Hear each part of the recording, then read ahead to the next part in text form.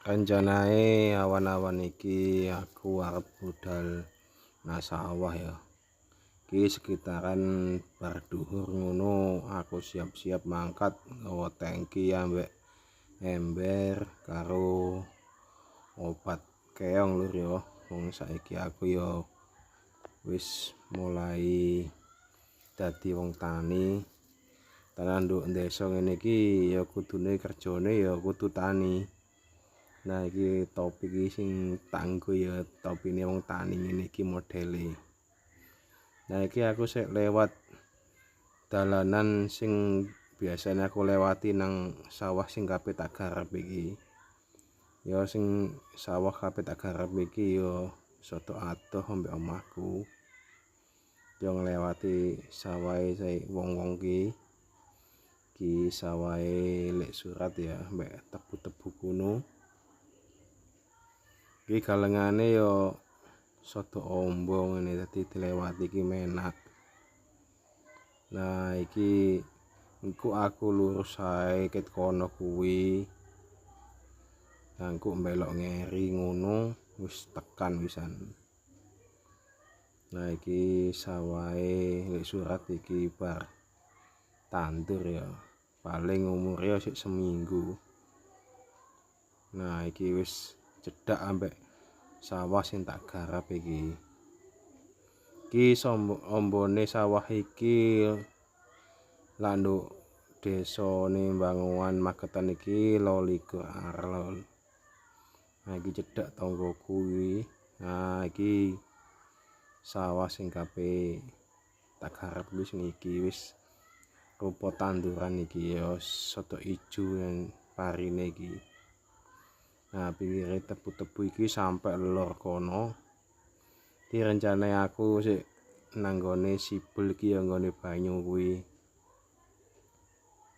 Nah engko lak wis tutuk panggone kuno obat iki rencanane kate ngobat keong. Nah iki sawahe ya duduk sawahku dhewe wong ya sawahe wong. Tanah wonge ditinggal nang Sumatera ngono. Dadi dipasrahne nang aku sawahe engko hasile ya bagi telu. Iki keong oleh ndelek wingi oleh sak kresek. Nah saiki tangkiku wis tak buka ae. Nah tak siapne sibele ku ben empan iki kuncine tak tekek ndisor ngono ben gampang golekane. Nah iki wis tak buka iki. Wis tak buka ya tak jejeg sik ngono ya lawange sodo ongel polahe. Nah iki tak empakne iki sibele. Kok bar ngono tangkine iki tak iseni banyu mbek banyu bersih ngono. Nah iki tak jimukno banyu teko sibul kuno. Dadi wong tani ya wis ngene iki ya. Wis rupane ya wis mirip koyok galengan. Hehehe. Klambine ya wis rusuh kabeh ngono iki ora usah kaget. Nah iki tak jupukno banyu sak timba ngene iki ya lali. Saringane durung tak pasang. Engko tak iseni paling gak ya 2,5 timba ngono paling wis bek iki 16 liter.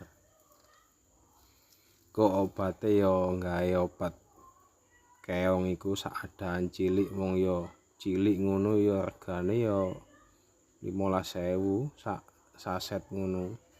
Cuma jarene wong-wong ya mandi.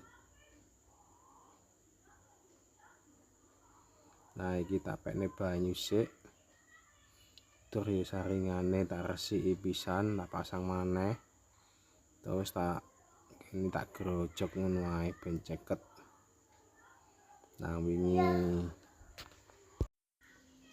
Nah iki ya wis ngene engko tangkine ya wis bek. Paling ya 2 timba punjul setengah ngono wis bek. Iki tak jipikne maneh.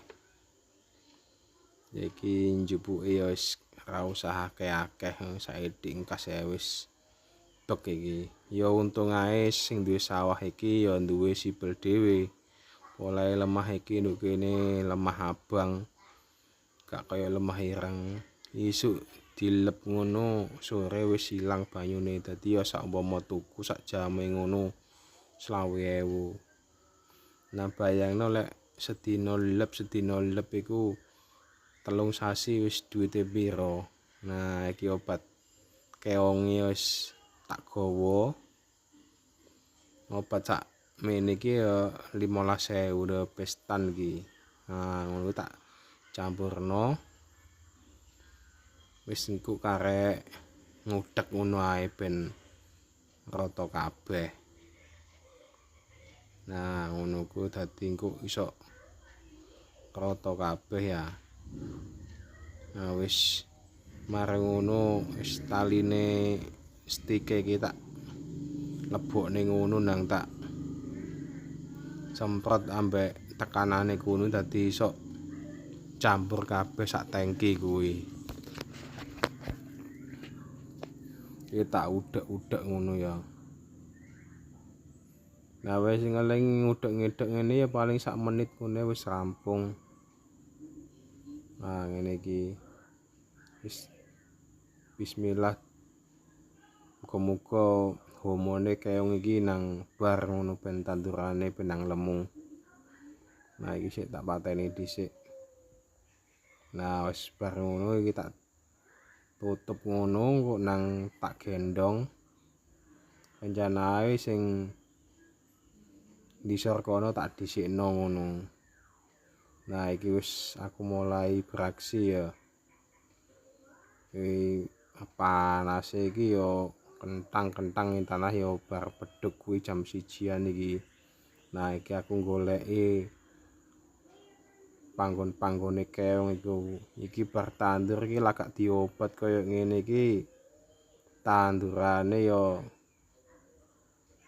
gak karu-karuan ya dipangan keong. Nah ngene iki tak umeti kabeh ngene iki sak kedhok wingi sing sak kedhok tak gawa. Tak jimuki ngono oleh sak kresek mang tak cendelno nang ngone sibel mang. Tapi menurutku ya kesuwen mending tukokne obat ae nang iki sak marine nyemprot ngono aku biasane kepegelen ngene iki mangan tebu sandingku ya ana tebu menak tebu abang ngono iku tak krokoti ae cokoti ya sik kuat untukku sian. Nah wis tebu sak lonjor ngene iki ya tek ngene iki bar nyemprot ngene iki biasane kesel aku. Nah wis iki mang tak singkat wae videone. Polahe aku mubengi sawah sak munumbane ya ora mungkin tak video kabeh. Nah iki aku rencanae kabeh mulih ngono. Ya wis lewat dalan mang. Iki ambek nyawang sawah lek surat iki tandurane ya wis mulai sodo ijo ya. Wis matur suwun sakmene videone ya lur. Besok videone didelok maneh sangko aku.